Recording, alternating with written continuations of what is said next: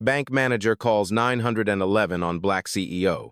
Seconds later, he's the one getting fired. Hello everyone. Before we begin today's video, I need your help. We've noticed that the channel is losing traction, and subscribing is one of the best ways you can help us. It's quick, free, and allows us to continue bringing you great content.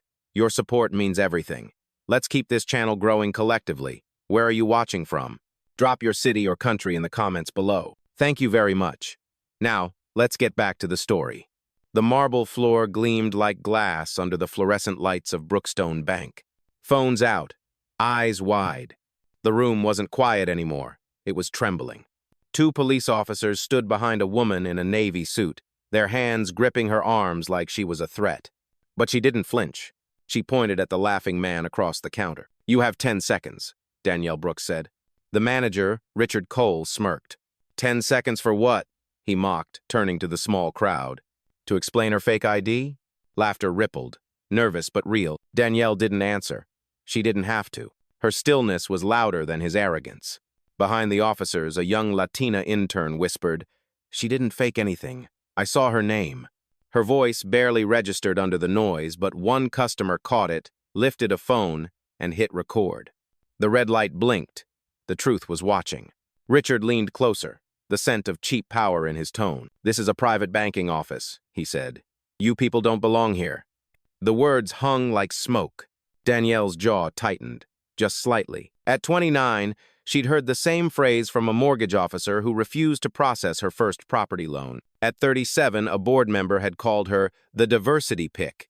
Now, at 42, standing inside a bank her own firm had quietly acquired 3 weeks ago, she was done pretending it didn't sting. "Ma'am," one of the officers said, uncertain.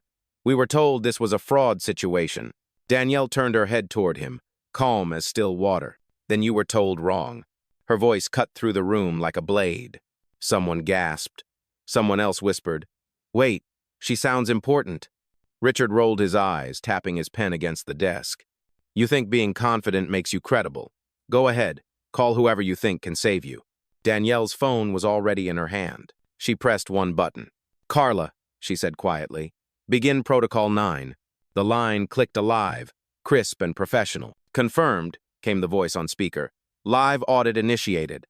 All branch communications are now being recorded."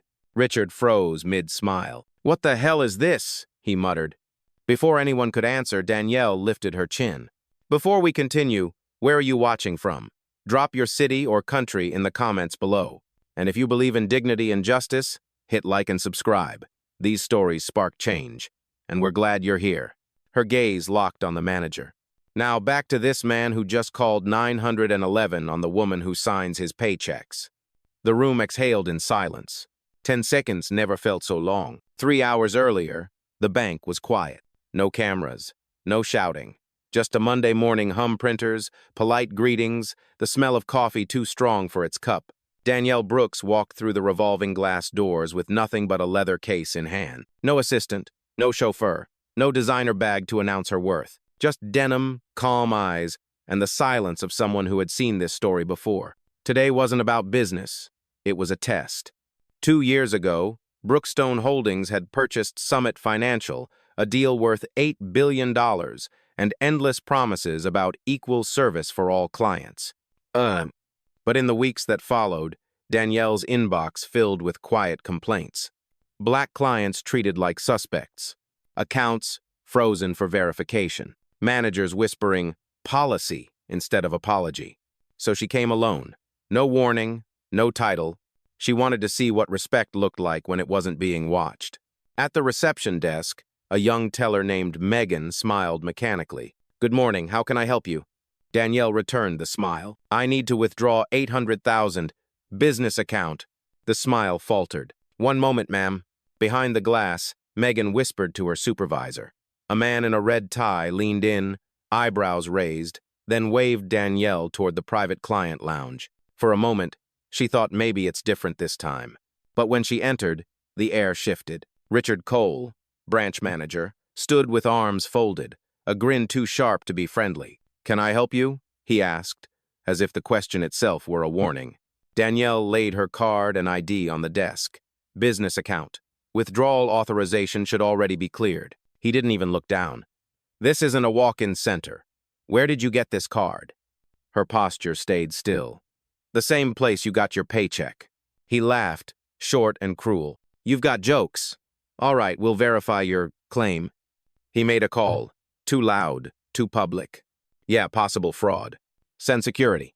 The word fraud echoed down the hallway like an accusation centuries old. Danielle watched him, expression unreadable. She'd been here before, not this room, but this feeling. At 24, when her first loan was under review. At 31, when a client told her, "You're impressive, but maybe too confident." Now, the same tone, the same condescension, just a newer carpet. She leaned back, voice steady. "I'm giving you a chance to correct yourself." Richard smirked. "Oh, I'll correct it all right when the cops arrive." Across the room, a junior employee, small, nervous, muttered, "Sir, maybe she's legit." Richard snapped, "Then she can prove it." Danielle took one slow breath. This wasn't just another Monday. It was the final audit. Her phone vibrated once. A message from Carla, her executive assistant, waiting off-site. Protocol 9, armed. Ready when you are. Danielle typed one word back. Wait, because she wanted to see who would reveal themselves first, before the whole world found out whose bank this really was. By the time Richard Cole returned from his office, the air in the private lounge had changed. He wasn't carrying paperwork, he was carrying authority. The smug kind. The kind that smells like old power and cheap cologne. Two other employees trailed behind him. Natalie, the senior teller, and Ethan, security. Both stopped at the doorway like backup dancers waiting for a cue. Richard pointed at Danielle's ID still resting on the desk. "So, Ms. Brooks, was it? You said this account belongs to you?" Danielle didn't look up from her tablet. "I did." "And where did you get that card?" His voice had that slow emphasis that turned curiosity into accusation. Danielle's gaze lifted calm, razor sharp. "Issued by your institution, under my authorization." That should have ended it, but arrogance never knows when to stop. Richard laughed, loud enough for nearby clients to turn their heads. "You expect me to believe someone dressed like that manages a 7-figure account?"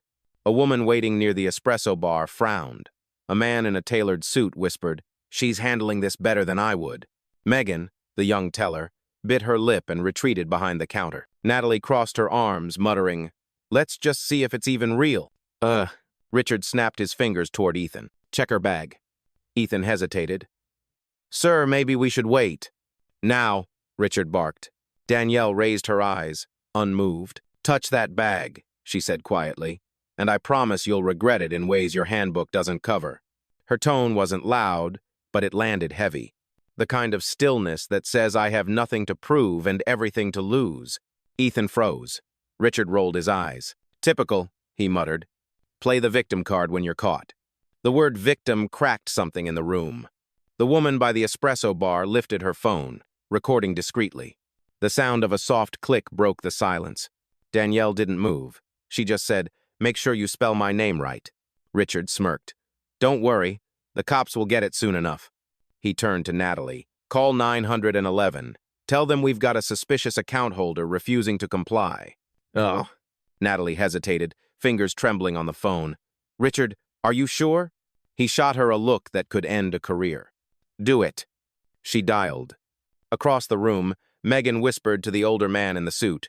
"This isn't right." He nodded slowly. "No, it's not. But it's being recorded now."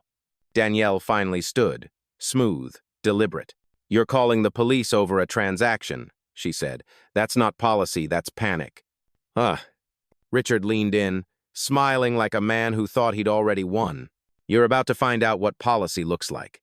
Danielle held his gaze. "Then I hope you're ready to find out what ownership looks like." For a heartbeat, no one breathed. And then from somewhere deep in the building, the faint echo of sirens began to rise. The sirens outside weren't loud yet, but everyone heard them. A low wail rolling through glass, warning more than rescue. Danielle didn't move. She simply adjusted her sleeve, as if preparing for a meeting instead of an arrest. Richard's grin widened. "See? You brought this on yourself." He straightened his tie, glancing around to make sure the crowd saw who was in control. But even his posture looked borrowed, the kind men wear when they think they're winning. Natalie whispered into the phone, "Yes, suspicious individual. possibly forged documents. Her voice shook. She knew it didn't sound right. Every word felt heavier than the one before. Danielle turned toward her, calm as still water. "Careful what you put on record," she said softly. "You'll be hearing it again soon." The line froze. Natalie swallowed hard. "Is that a threat?" Danielle smiled faintly. "It's a fact."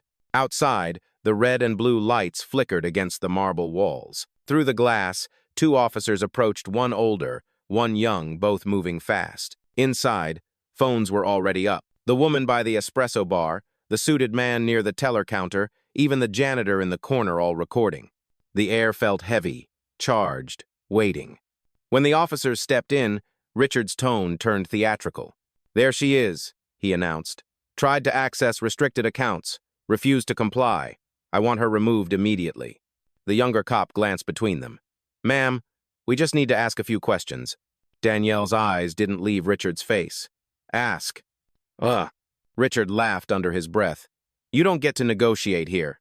Danielle turned slowly toward the officers. Her voice was calm enough to steady a trembling hand. "I came here to withdraw funds from my business account. I provided ID, authorization, and verification. Your manager here decided my appearance didn't match my balance." The younger officer shifted, uncomfortable. The older one cleared his throat. "Sir," he said to Richard, "do you have proof of fraud?" Richard stuttered. "Well, not yet, but her attitude—" The officer cut him off. "Attitude isn't evidence." A murmur spread across the room. Danielle stayed silent, a silence that made everyone else sound small. She reached for her phone, not rushing, not hiding. "One button. Carla," she said quietly. "Log the police arrival time." Carla's voice came crisp through the speaker. "Logged. And for record, this is a pre-owned facility under Brookstone Holdings jurisdiction." Richard blinked. "Pre-owned? What does that even mean?" Danielle looked at him, unblinking. "It means you might want to choose your next sentence wisely." The younger cop lowered his radio. "Ma'am, do you work here?" Danielle's smile didn't reach her eyes. "Something like that." Behind them, Megan whispered to Natalie, "This isn't a suspect. She's somebody." Natalie nodded, too afraid to agree out loud. Richard folded his arms again, doubling down. "She's bluffing. You'll see when corporate hears about this." Daniela didn't even blink. "I am corporate." The words landed like a verdict, and for the first time that morning, Richard's smile slipped. The first voice came from the corner, shaky, but loud enough to cut through the marble air. "Wait a second," the man in the gray suit said. "She didn't even raise her voice." Phones were up now, a constellation of lenses aimed at the unfolding scene, each one capturing the same picture: a black woman standing calm, a white manager still barking orders, and a country's history playing out all over again. Megan, the teller, whispered, "Sir, maybe we should check the system again." Richard snapped, "Enough. You're not paid to think." But it was too late. People were thinking, watching, recording. The younger police officer leaned toward Danielle. "Ma'am, if you have documentation, it might help clear this up." Danielle nodded once, sliding her tablet across the counter. On the screen glowed the official Brookstone Holdings ownership certificate, her name printed at the bottom, embossed with the company's seal. Natalie froze. That's the parent company's registry." Richard barked, "It's fake. Anyone can print a logo." A murmur rippled across the room. Then, from near the doorway, a woman holding a stroller spoke up. "I recognize her. She was on Forbes last year." Heads turned. Phones tilted higher. Richard's tone wavered, but pride is a stubborn disease. "Ma'am, I'm asking you one last time to step aside before this becomes—" "Public?" Danielle interrupted. Her voice was still quiet, but now it carried weight, the kind that doesn't need volume to fill a room. Because it already is. At the espresso bar, a barista whispered to a customer, "I'm live right now, 40,000 watching." The manager's face drained of color. Danielle didn't move. She let silence work for her. The younger cop tapped his radio off.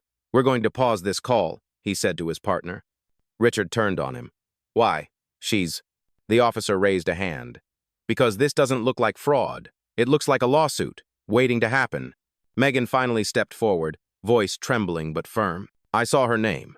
When she checked in, it matched the high-value client registry. You told me to ignore it." Gasps spread like wildfire. Richard's face reddened. "You're done here, Megan." Danielle's gaze cut through him. She just saved your job from costing you prison time. The older officer exhaled, shifting his stance. Ma'am, I think we've made a mistake. Danielle didn't smile. Not we. He. She nodded toward Richard. The room had shifted now. The witnesses weren't passive anymore. They were part of the verdict. Phones hovered higher. Comments streamed in live disbelief. Outrage. Admiration. Richard stammered. You set this up. Danielle met his eyes, steady and cold. No, I set a standard. Behind her, Carla's voice came faintly through the phone. Protocol 9 complete. Incident logged. Corporate watching live. And just like that, Richard's world began to shrink. The cameras weren't his enemy, they were her evidence.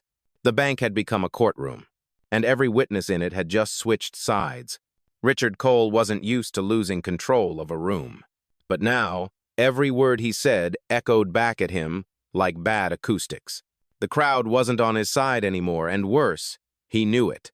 He straightened his tie, trying to rebuild his authority from scraps. I'm calling regional management, he snapped, thumbing his phone. They'll deal with this nonsense. Danielle stood still, hands clasped in front of her. Good, she said. Let them answer for it. He turned his back to her, muttering into the receiver. Yes, I have a situation. Fraud attempt, female client unverified. He paused, listening, eyes narrowing. What do you mean she's authorized? Everyone heard it. The speaker on his phone was just loud enough to betray him. Sir, came a distant voice, nervous and clear. That's Danielle Brooks. She's the CEO of Brookstone Holdings, the parent company. Richard stabbed the button to end the call, face burning red. She's bluffing, he barked. They're mistaken. The older police officer exchanged a look with his partner. The younger one muttered, Mistaken twice? The room broke into hushed laughter, not mocking, just stunned disbelief. Natalie backed away from the desk. Richard, maybe we should stop. Quiet, he hissed. You don't tell me when to stop. He turned to Danielle again, voice cracking under pressure. You think you can walk in here, stage a scene, and embarrass this branch? Danielle tilted her head slightly. Embarrassment requires innocence. He flinched. Just a fraction. You people always twist things into racism, he snapped. And that was it, the room gasped. Megan, voice shaking, said, Sir, please. The man with the stroller spoke again, phone still recording. Did you just say you people? Richard froze. He could feel his career leaking through his fingers. Danielle didn't move. Her voice came low, deliberate, cutting through the whispers. You just confirmed everything I needed documented. She lifted her phone. Carla? Recording, the voice replied instantly. Audio archived and synced to compliance. Richard slammed his hand against the desk. This is entrapment. Danielle's gaze didn't waver. This is accountability. The older officer took a step forward. Sir, maybe you should take a breath. Richard glared at him. She's manipulating all of you. But no one moved. No one believed him anymore. Outside the glass doors, flashes started reporters arriving, tipped off by live viewers. The bank lobby had become a fishbowl.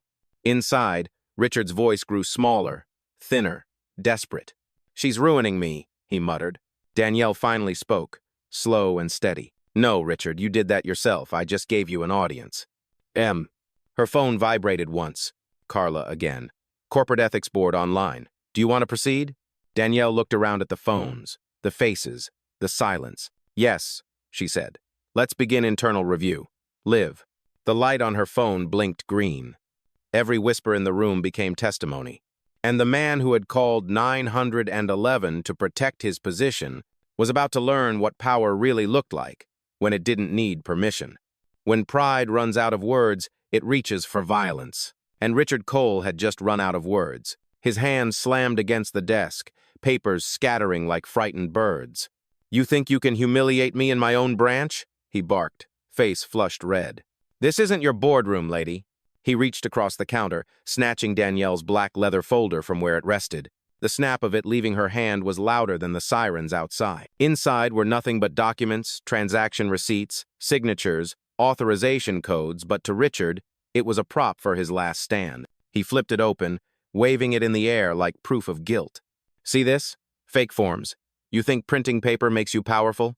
The crowd recoiled. Even the younger officer took a step forward. Sir, you can't take a client's property.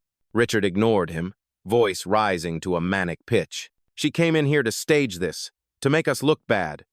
Danielle stood still. Her eyes never left him. You don't need my help for that. The silence that followed was suffocating. Every camera caught his trembling hands, his sweat, his unraveling. He slammed the folder down, papers flying across the marble floor. One fluttered to the feet of Megan, the teller. She bent to pick it up and froze. "Sir," she whispered, "this is a branch ownership file. It's signed by her." Richard spun around. "What?" She held up the page, her voice cracking. "It's her signature. Danielle Brooks, CEO of Brookstone Holdings." The room gasped as one. Richard lunged forward and snatched the page from her hands too fast, too hard. It tore in half. Megan stumbled back, eyes wide, tears threatening. That was it. The last line crossed. The younger officer stepped in, placing a firm hand on Richard's shoulder. "Sir, you need to stop." Richard jerked away. "Get your hands off me. She's manipulating everyone." Danielle's voice came, low and measured. "Officer, please don't arrest him."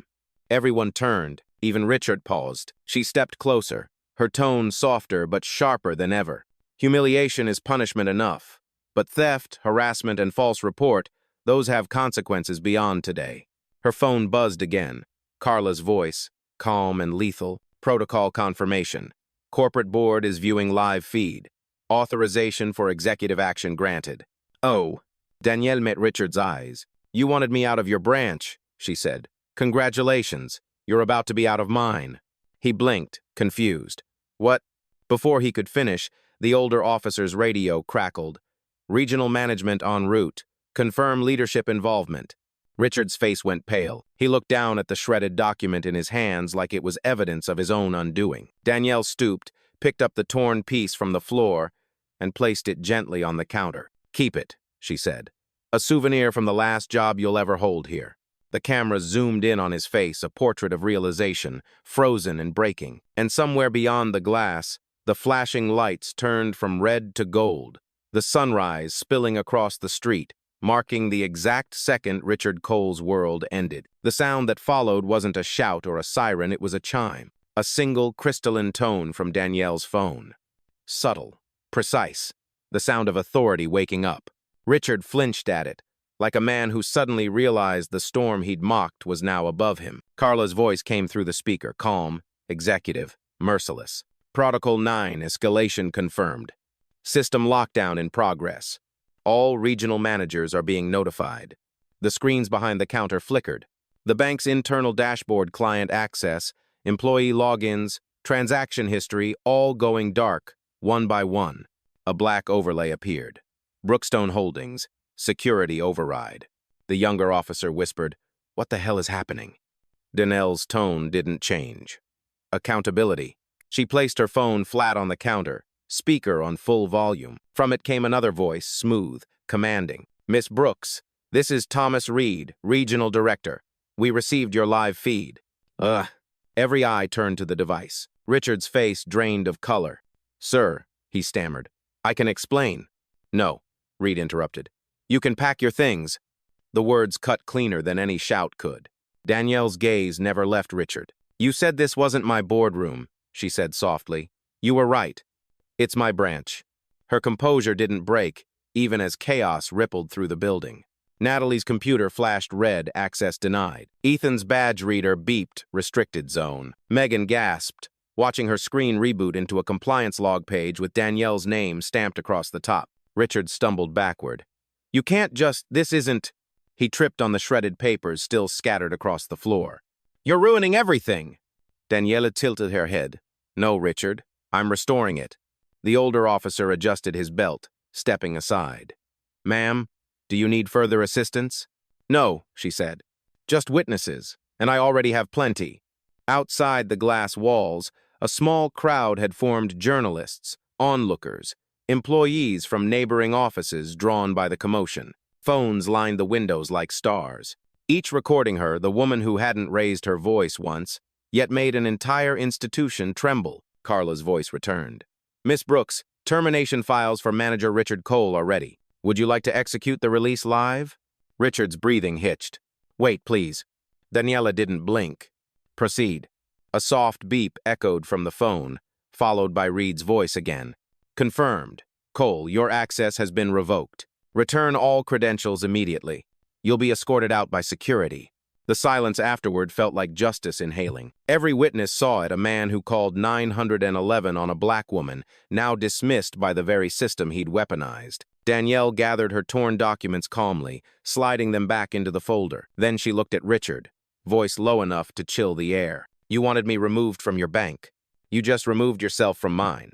Outside, applause broke hesitant at first, then swelling into something that sounded a lot like relief. And as Richard stood there, hollowed out by disbelief, Danielle Brooks turned to the officers and said quietly, "We're done here."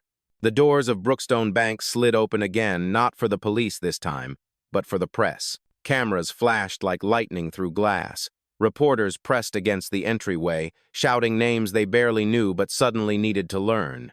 Inside, the scene was motionless, as if the building itself was holding its breath.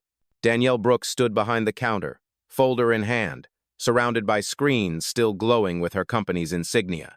Richard Cole stood beside her, motionless, badge clipped from his blazer, hands trembling. Carla's voice came softly through the phone. "Miss Brooks, external feed is live. Media coverage confirmed." Danielle nodded once. "Good, let them see it." The young officer whispered, "Ma'am, do you want us to clear the area?" Danielle shook her head. "No, everyone stays. Truth doesn't need privacy." She stepped forward, her heels clicking against marble, one steady rhythm against a room full of silence. Every phone followed her, every lens rising to meet her face. "For those of you recording," she began, voice smooth but weighted, "my name is Danielle Brooks." Richard's head snapped up. She didn't look at him. "I'm the CEO of Brookstone Holdings, the parent company that owns this bank, every branch under its name, and the licenses that let you all operate."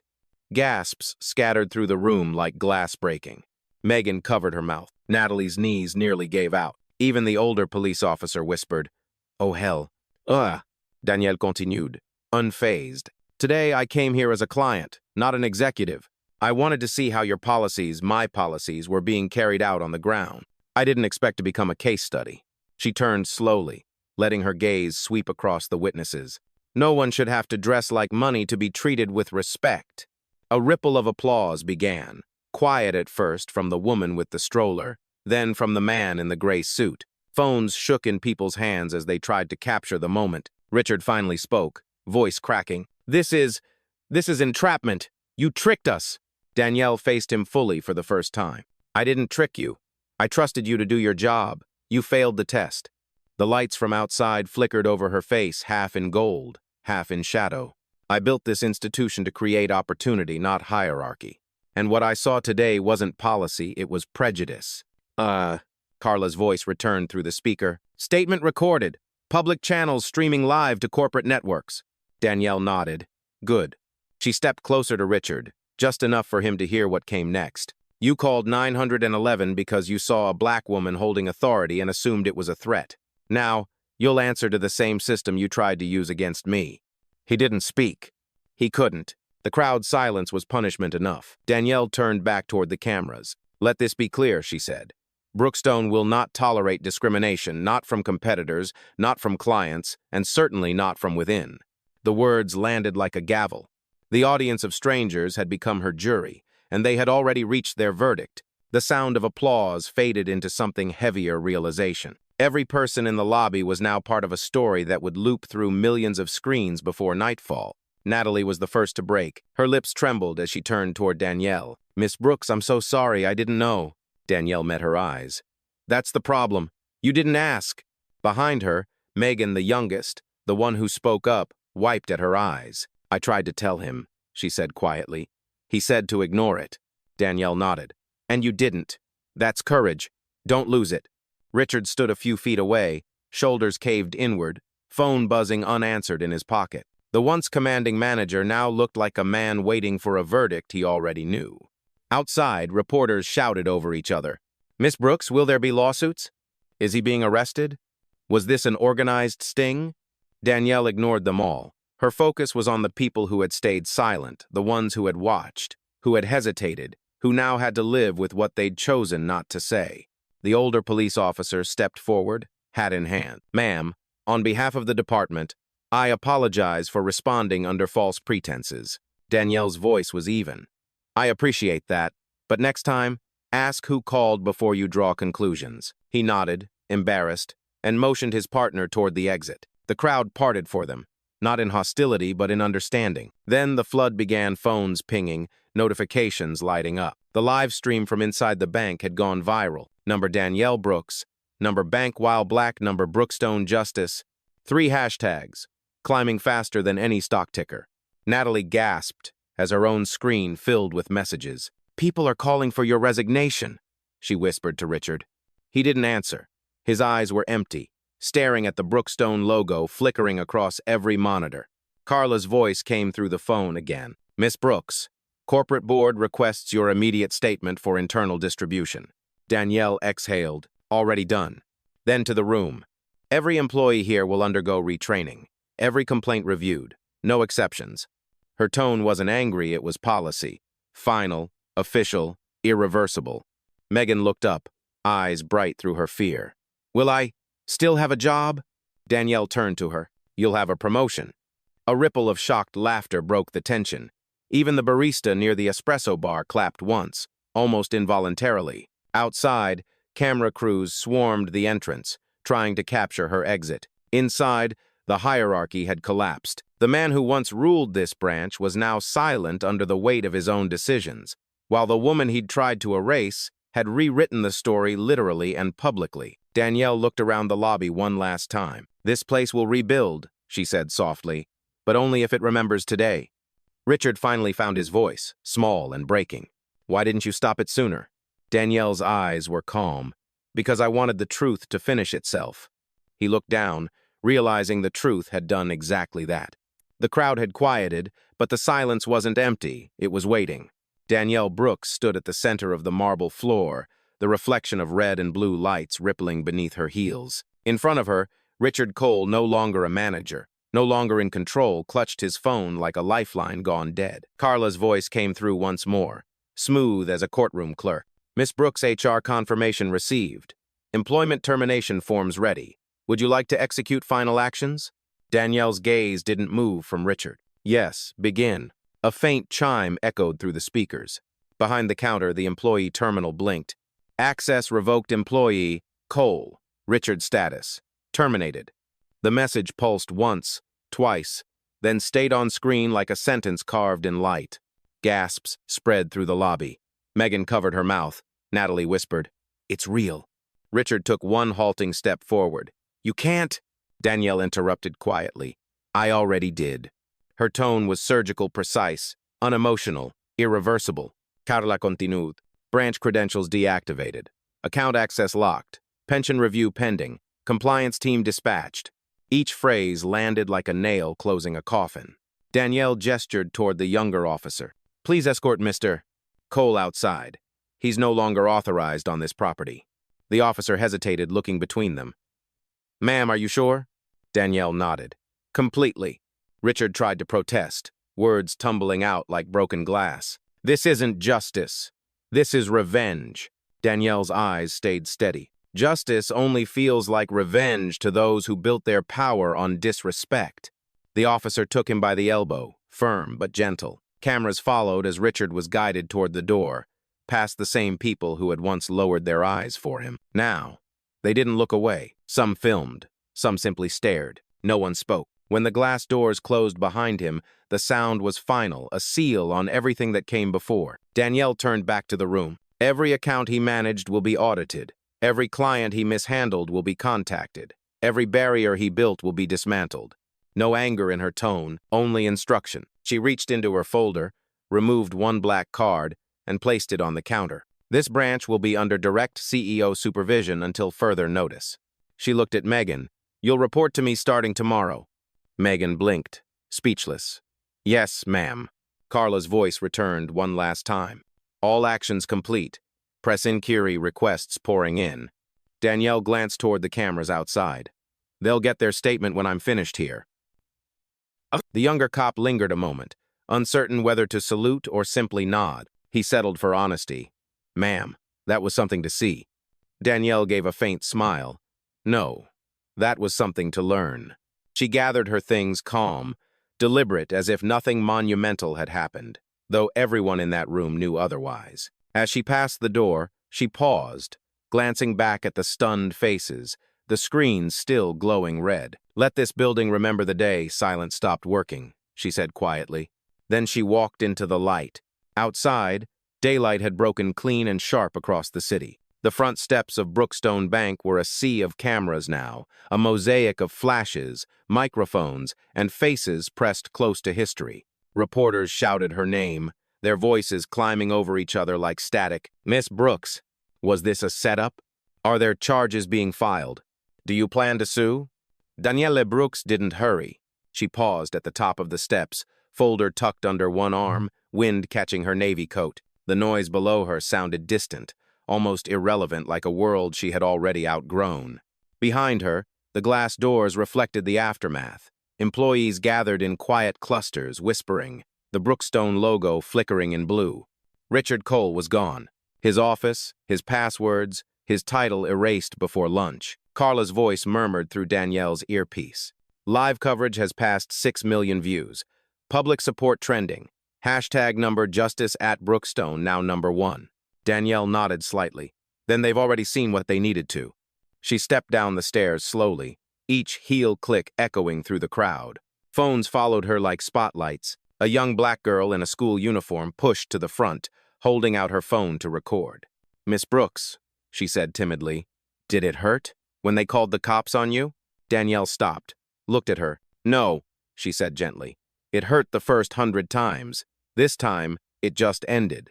The girl blinked, not fully understanding but smiling anyway. Danielle turned to face the cameras. "I didn't come here for revenge," she began. "I came here for proof that silence is mistaken for weakness and dignity mistaken for guilt. Today proved both wrong." A hush fell over the reporters. Her voice carried easily, no microphone needed. When people in power use fear as policy, they forget who actually owns that power. It doesn't come from titles or desks or security codes. It comes from truth. And truth doesn't need permission to be heard. The young girl raised her phone higher. Someone in the crowd whispered, "That line's going viral." Danielle glanced back at the building, tall, shining, still trembling from what had just happened. "The system doesn't fix itself," she said quietly. "People fix it, one exposure at a time." Carla's voice came softly in her ear. "Anything else you want recorded, ma'am?" Danielle smiled faintly. "Yes." She turned back to the cameras, sunlight breaking behind her, and spoke the final words that would headline every network by nightfall. "I don't need to post the video. I am the result of it." For a moment, no one moved, not the crowd, not the reporters, not even the wind. And then, slowly, applause rose again, louder this time, steadier, not for spectacle but for closure. Danielle Brooks descended the last step, disappearing into the street's reflection. Behind her, the bank doors shut with a quiet hiss sealing away the old story. Ahead of her, the world waited for the next one.